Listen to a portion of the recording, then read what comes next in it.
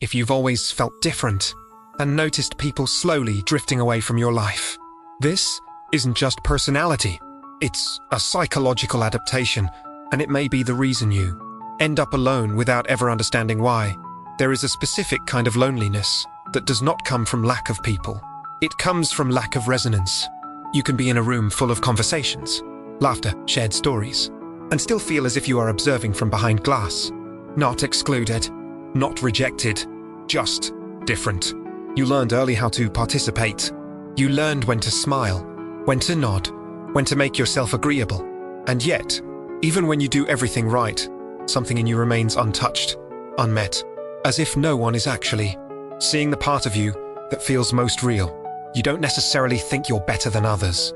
In fact, sometimes you assume the opposite, that there's something subtly wrong with you, something slightly misaligned.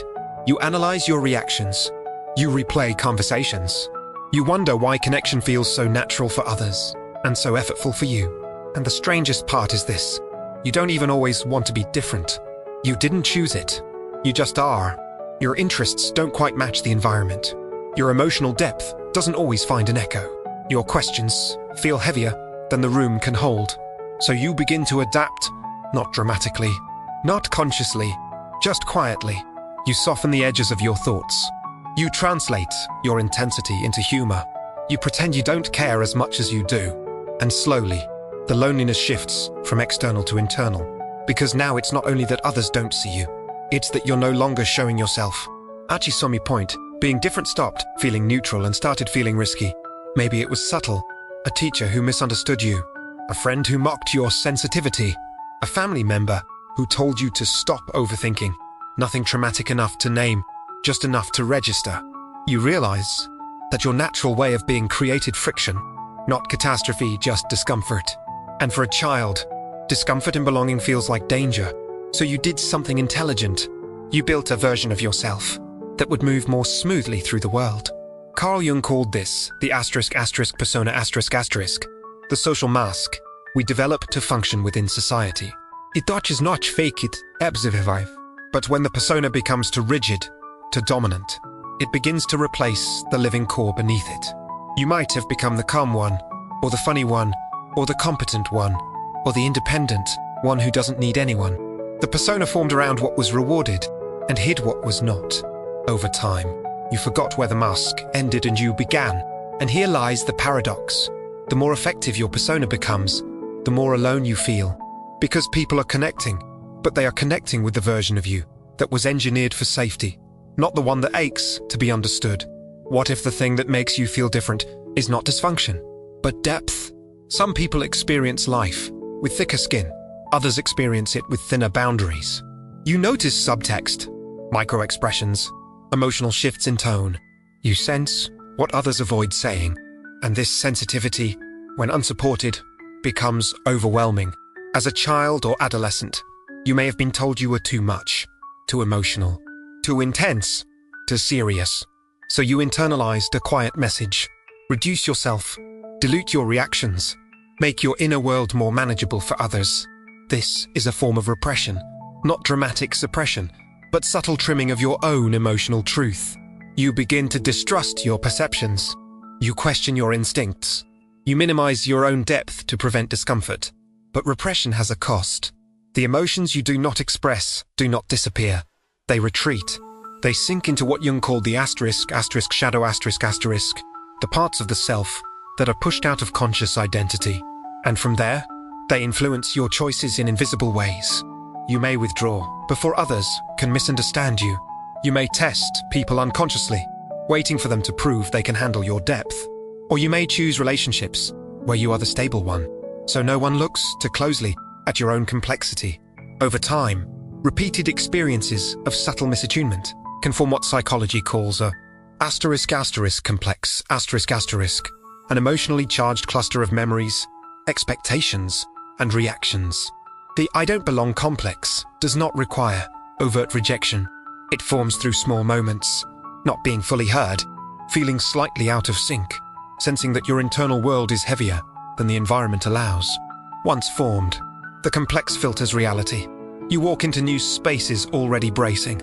You interpret neutral responses as confirmation. You withdraw slightly before anyone can decide whether you fit. It becomes self-protective prophecy, and the tragedy is not that others reject you. It is that you pre-reject yourself. You silence certain thoughts. You edit your opinions. You delay vulnerability. And then you conclude that no one truly connects with you. The complex keeps you safe from disappointment, but it also keeps you distant from intimacy. When connection feels unreliable, independence becomes seductive. You tell yourself you don't need much. You pride yourself on handling things alone. You become emotionally self-sufficient, competent, reliable, strong. And these qualities are real. They are not illusions. But look carefully. Hyper-independence often grows from an early recognition that your inner world was not consistently held. So you learn to hold it yourself. You stopped expecting too much. You stopped leaning too heavily. This is a defense mechanism, a sophisticated one. It protects you from the vulnerability of needing someone who might not understand you. It preserves dignity. It avoids humiliation. Yet it creates a quiet ache, because the part of you that longs to be seen is still alive. You just don't let it speak loudly. And when someone tries to come close, you may feel discomfort instead of relief, because closeness threatens the structure you built to survive. You might say you want connection, and you do, but you also fear what would happen if someone truly saw you. What if they think you are too intense, too analytical, too emotionally complex? What if your darkness unsettles them? What if your questions expose the fragility of their certainty?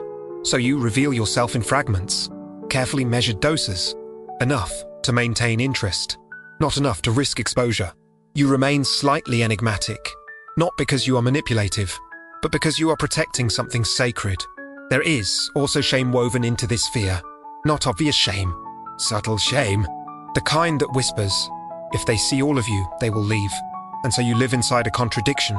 You crave to be understood, but you unconsciously design relationships where full understanding never becomes possible. Remaining the different one has a hidden reward. It preserves identity. It allows you to feel unique séparate, observant almost above the chaos of ordinary connection. But it also isolates you. There is a psychological comfort in saying, no one really gets me. It explains the distance. It protects you from examining your own participation in that distance. It maintains coherence. The cost, however, accumulates slowly. Superficial relationships, unshared depth, a sense that life is happening around you rather than with you. You become the analyst of your own existence. And eventually, the loneliness becomes less about others and more about fragmentation. Parts of you remain unintegrated. The persona functions. The shadow waits. The complex anticipates rejection. And the authentic self remains partially unexpressed. This is not dramatic suffering. It is quiet erosion. If you were to change this pattern, something would have to die. Not physically, but psychologically. The identity of the outsider, the self-image of the hyper-capable one, the safety of being misunderstood but protected. Individuation, the process Jung described as becoming whole, requires integration, not performing differently, but allowing disowned parts back into consciousness, allowing the sensitive one, the intense one, the uncertain one. But integration feels like risk. It requires tolerating misunderstanding without collapsing. It requires expressing depth without controlling the outcome. It requires letting go of the certainty that you will always be alone. And there is grief here, because the persona carried you through difficult years. It kept you safe. It deserves acknowledgement, not contempt. Real belonging does not require shrinking, but it does require exposure. You may need to experiment with showing more of your internal world, not dramatically, not all at you once, but consistently, letting someone see your real curiosity, your real fear, your real intensity. Some people will not resonate. That is inevitable, but that is different from being fundamentally incompatible with humanity. It simply means alignment is specific. As you loosen the grip of the I am different complex, something subtle happens. You stop scanning for rejection. You start noticing potential resonance. Your nervous system softens. Connection becomes less about proving you fit and more about discovering where you naturally do. Feeling different is not pathology. It is often the mark of a psyche that developed depth early.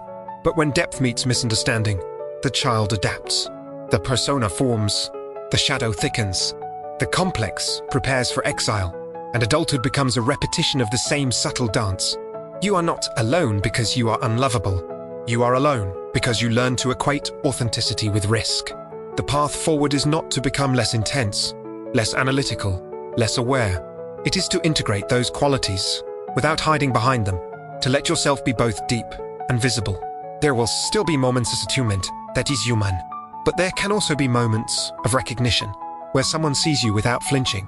And if this resonated with you, stay here. If you've lived inside this pattern for years, the next videos go deeper, not into motivation, but into integration.